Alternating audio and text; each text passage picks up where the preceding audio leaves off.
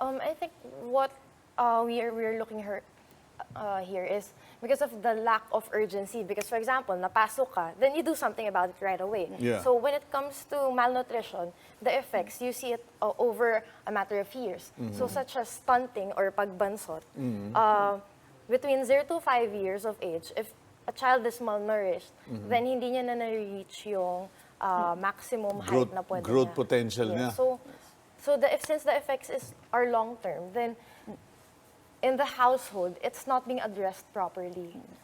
Like, for example, sometimes in the streets, you see children with orange or brownish hair. Yeah. So we think, oh wow, they have time to dye their hair, even if they are Or covered. mahilig sa dagat. You know, like in the Visayas, we always say that. Oh, yeah, they spend all their time swimming in the pier or in the beach. They don't wash their hair, so that's why their hair is... But the discoloration of the hair is actually a sign of protein malnutrition.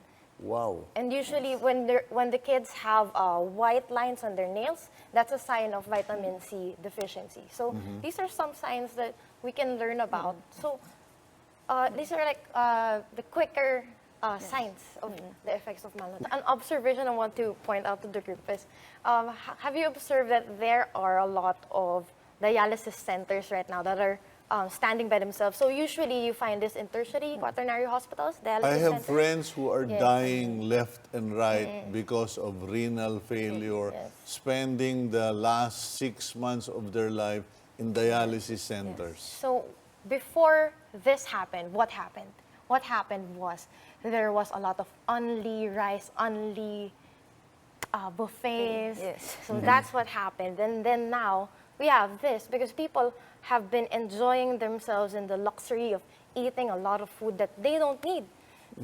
And then now they're suffering the consequences of diabetes, and usually diabetes, the partner of that is kidney disease. So that's what's happening in the current generation. So if this is not, if the current generation of parents don't learn how to teach their children how to eat properly by being good role models, because you can't just tell kids to do this if they see you doing something else. Kimberly, what are the warning signs? You know, for a mother, father, or grandfather looking at their children, their grandchildren, what are the warning signs? Because, you know, here we're talking about nabansot, stunted, or too thin, or too fat.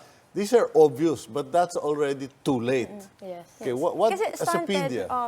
stunted meaning it's a chronic malnutrition. It means that it's been there for a long time. So as pediatrician, when we check on our patients, our kids, we get their anthropometric measurement, their height and weight, and then we plot it in a growth chart. How often should parents be measuring the height of their children? Usually, almost every for the first month, that is every checkup in with the pedia.